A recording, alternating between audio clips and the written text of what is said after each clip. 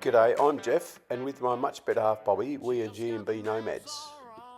We recently completed an 8-week trek around Tassie, and it was fantastic. So we thought we'd just show you the highlights, the must-dos and the free camps, but also the average sites. And they are our opinion only, so you might find it completely different.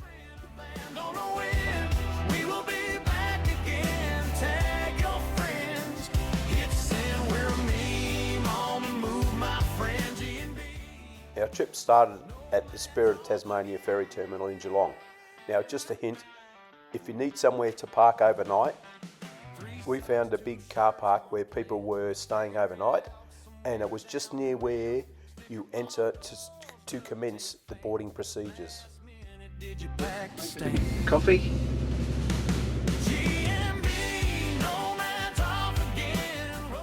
We arrived in Devonport and then we headed down to Lomond Gorge. We drove towards Launceston to find a free camp, and then we come across Preston Falls. We found Midway Beach Campground just near Sulphur Creek. It was free at the time, but now it's $15 per night, and you have to obtain that through the local council. Not far from the campground is the town of Penguin. It's a fascinating little town where we're well worth a stop if you've got the time. I didn't know you could make beer out of penguins. So we're just coming into Burnie. Just south of Burnie is a nice little waterfall called Guide Falls. It's good to go there for a picnic lunch. It was really nice. And then we went to Cooey Point to camp for the night. It is a free camp, but you need to register online, and you can do that through the local council. We arrived at Cradle Mountain National Park fairly late, so we parked at the information centre car park for the night, and we weren't bothered at all. Cradle Mountain is an absolute must-do. Make sure you go. There are plenty of walks there for all fitness levels. We did the Marian's Lookout walk, which was quite hard for us because we hadn't done such a long walk in quite a while. The next day we drove up to Wynyard and we visited the Tourist Information Centre where they've got a lovely veteran car display there. We drove up to Table Cape, which is about 5 kilometres from Wynyard. The next day we drove towards Stanley, and there's some great little beaches and that to stop off along the way, but we ended up staying at a place called Forest, a low-cost camp at $10 a night. From Forest it's about a 20-minute drive into Stanley, and you can see the nut as you get closer. Stanley's a fascinating little town and well worth doing. The town itself has some beautiful old buildings, and then you've got the nut to climb, or you can catch a chairlift up the top. And also there is a place called Highfield Park, which is an historic homestead that's worth going to have a look at as well. It's fantastic. Short but very steep. Okay, so we're looking west now. You can see Highfield Park. I'm just going to scan. Now we're going to the historic site, leaving the nut behind. That's the nut. Admission into the site is $20 or $15 concession. After the tour of Highfield, we went to Smithton and did some grocery shopping and found a free camp. Okay, so we're currently in Smithton RV Park. It's an RV, I think you can have up to 3 nights here. The next day we started the Tarkine drive. The drive took us about a day and a half to complete, but that's with stopping at just about every site and then doing a small walk. I brought my mum. We brought my mum here. Remember? Yeah, I know. Yeah, we brought your mum here. Look at. There is a free camp located at Julius Creek, which is quite good, but you do need to be self-contained. After the night's camp, we then drove on to see the other sites on the Tarkine drive. Jeff says wait with puffin sighs. reach the summit.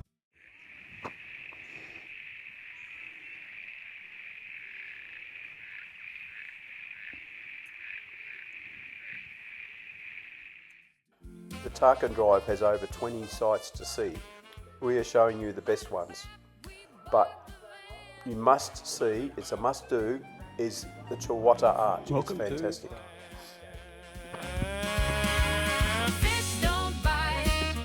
I'll be under. But stories do. keep swinging through.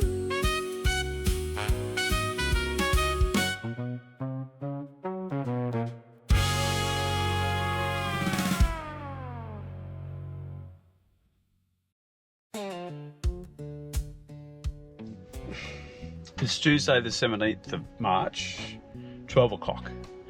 Oh, thank God we didn't meet him there at the bottom. When you get a really steep section of road, there's always bitumen here, so... The Western Explorer Road is a must-do if you have the right type of vehicle. In other words, a high clearance vehicle. Make sure you check out the road conditions before driving down there. Also, the Pyengana ferry has restricted length on vehicles. Maximum length is about 8 metres. So caravanners, you probably won't be able to make it on the ferry. You have to go the alternate route. Sprinter leaning sideways, tires sunk again. Jeff said easy fix. I heard Bob We laugh took your low. time. We took our time getting down here and preparing a beautiful sandwich for I got lunch. those bars again blues. Campfire coffee. Once we crossed the river, we went down to Zeehan and stayed at the Zeehan Golf Club.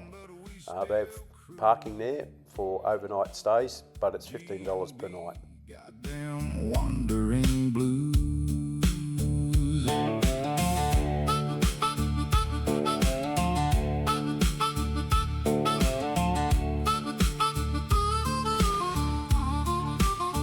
Walked a mountain trail for a waterfall view. Ended up somewhere no human knew. From Montezuma Falls, we drove down to Strahan. This might be a better view of the main street. At considerable cost. I got those bars.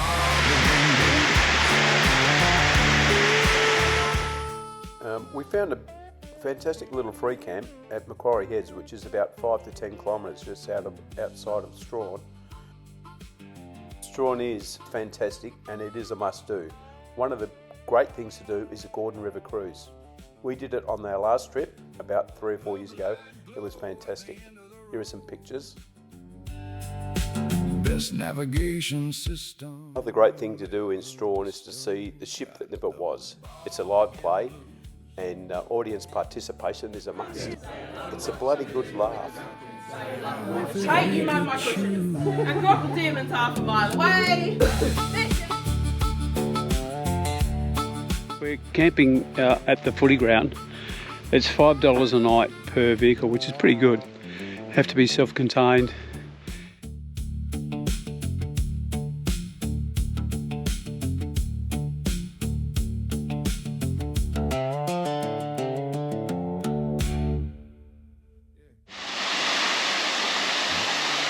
Nelson Falls.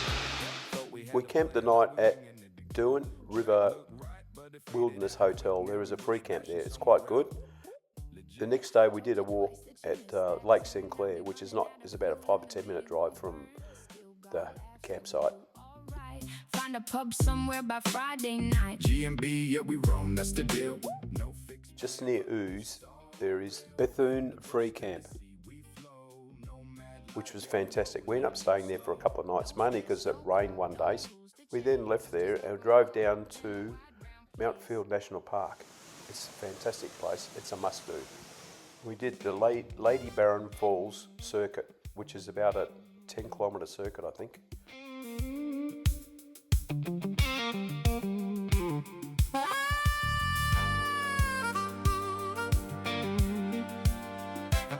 So we're at Mount Field National Park camping ground. This is where we stayed for the last 2 nights.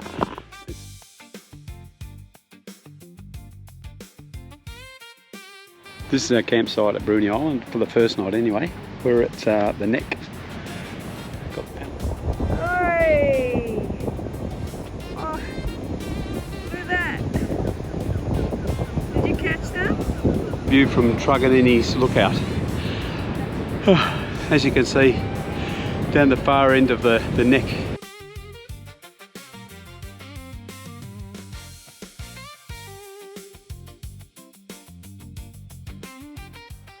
We arrived at Jetty Beach and decided to do the shorter of the two walks and do the longer one tomorrow morning. The walk wasn't fantastic, so we thought we'd give the larger walk a miss. Last night we stayed at Jetty Beach camping ground. It's $6 a night. They have a drop toilets there and it was quite good. The views around the lighthouse are amazing. It's well worth travelling to the lighthouse and having a look.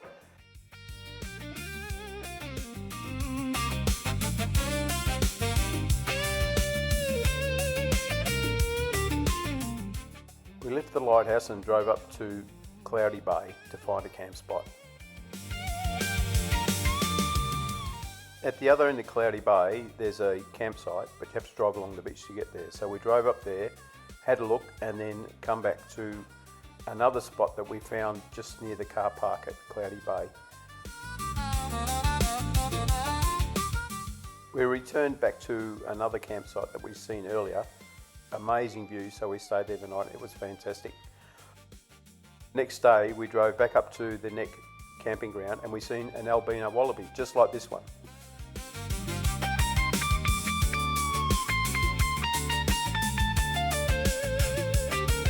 So we come from up there. Oh, down here, inside. There's the bottom of the cliffs. That afternoon, we departed Bruny Island and we went to Geeveston and stayed in the CMCA RV park. It's really good. It's $3 per person if you're a member, $6 per person if you're not. But it's really good, and you're also not far from there. There's a river where you can see platypus. So we went down there in the morning and had a look and seen a lovely platypus. It was fantastic. The following day, we drove down to Cockle Creek and camped there for 3 nights. It's a beautiful spot. We did do a walk. It was about a 15-kilometre walk, but it was to the South Cape Bay. Amazing walk, but it was raining when we got there, so it wasn't that pleasant.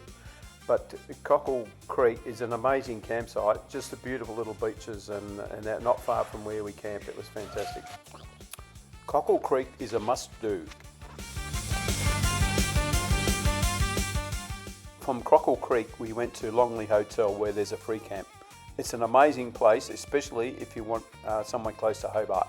It's probably one of the closest free camps close to Hobart, so it's well worth looking into. We departed Longley the next day and drove through Hobart onto Richmond and then down to Fortescue Bay on the Tasman Peninsula. Friday the 10th of April. We spent the last 2 nights on this campsite at Fortescue Bay. There's the bay down there. While we were there, we did the Kelp Howie track. It's a fantastic walk, well worth it if you've got the energy to do it. It's not easy, but we loved it.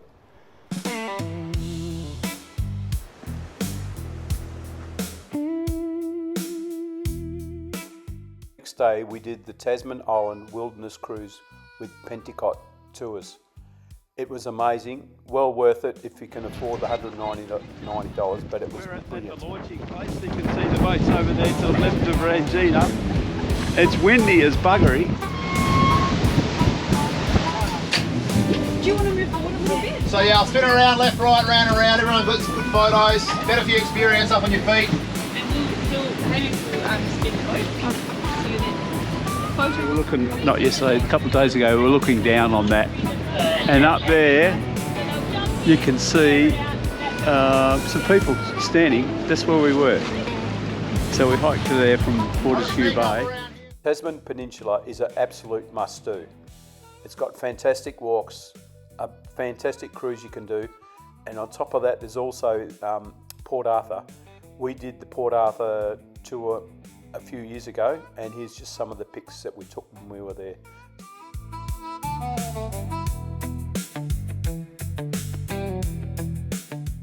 From the Tasman Peninsula, we travelled up to Triabuna and we stayed behind the Spring Bay Hotel. It's a small free camp at the rear. It's really good, and it's only a short walk to where you catch the ferry across to Bruny Island.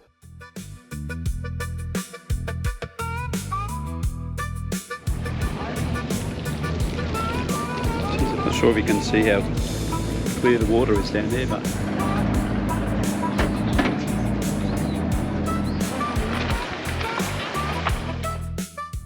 we did about a 10-kilometre walk around the island. You can also hire bikes there, so if you want to see more of the island, I'd suggest that you hire a bike. It's a great little place.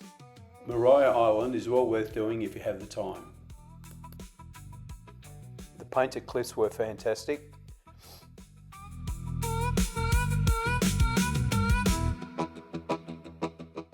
Darlington, the village, was really nice, and also the fossil cliffs were really good as well.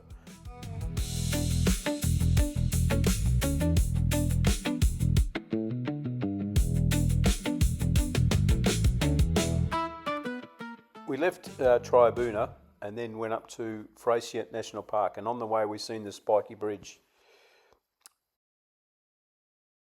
We spent the night at River and Rocks campground, which is a free one, and it wasn't too bad. The next day we did the Wineglass Bay Hazard Circuit. It's about a 16-kilometre walk.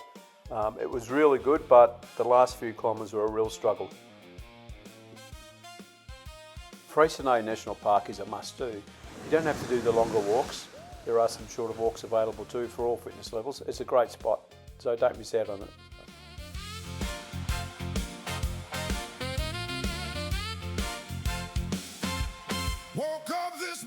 Right, at the campground at the National Park, campsite 12. It's a pretty good deal. Power and water, $16 a night. Can't complain about that. So we're on the other side of Freycinet National Park.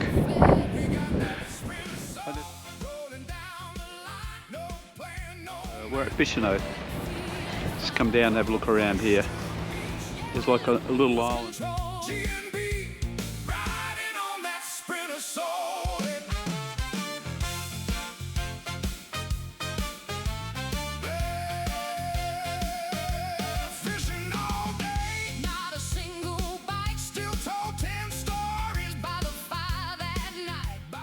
From Bicheno, it was a short drive to Lagoon Beach, where we camped for a few nights. A beautiful campsite, well worth doing. This was our campsite for a couple of nights. It's just a short stroll to the river and the beach. Beautiful spot.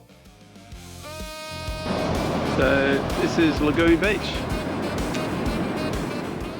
After a few days, there's a we river drove just there. from Lagoon Beach up to St Helens and then on to Winnyard Beach and camped there for 2 or 3 nights. This is our campsite. It's a beauty.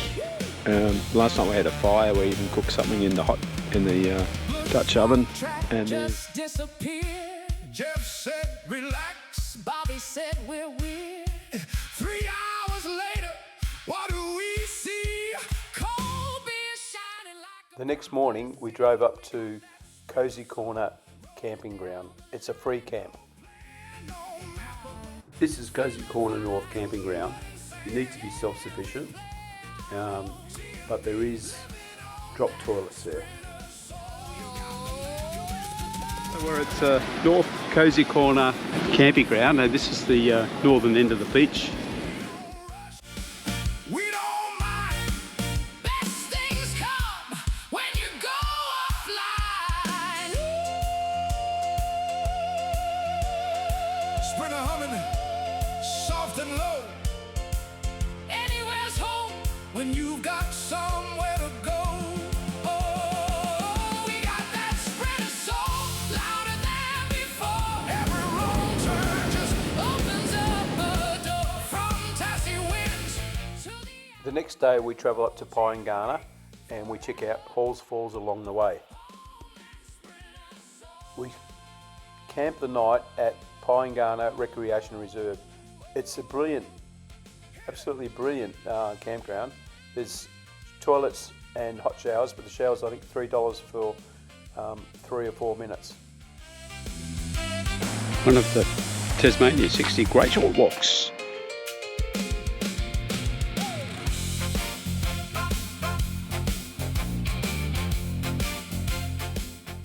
We left St Columba's Falls and drove up to a small town called Georgetown. It was quite a nice little place and well worth visiting if you've got the time. This is the pilot station at Low Head for Georgetown. I did try my hand at fishing here without any luck. The sunset was amazing.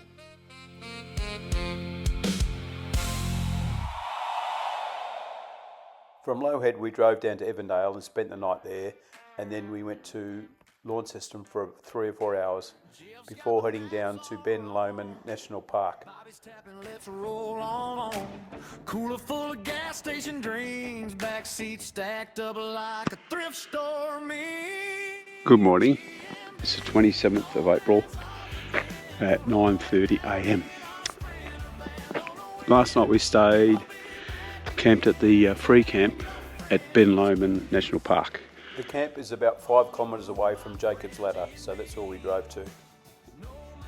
Both Bobby and myself had been looking forward to do Jacob's Ladder for some time, and it did not disappoint. It was fantastic. It's a must-do. The scenery and the road itself is just amazing. Make sure you do it if you can. Duct tape fan. Last minute, did you pack the stand? GMB, Nomads off again, rolling out in our sprinter van. Don't know when we will be back again. Tag your friends, hit sand. We're a meme on the move, my friend. GMB, Nomads off again.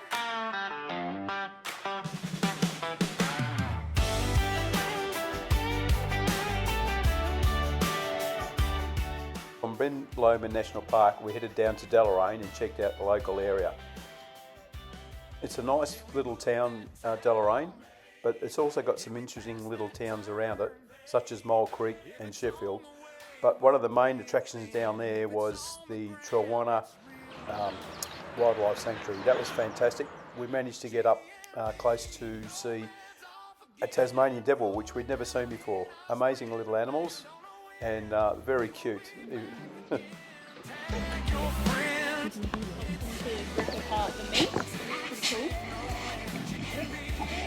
are privately owned, so The Elm Cliffs Walk. There's heaps of murals. Here's one of them. This mural here looks like it's in Melbourne with it. So we have Ludo and Pedro with Bobby. Bobby McGee. Yeah.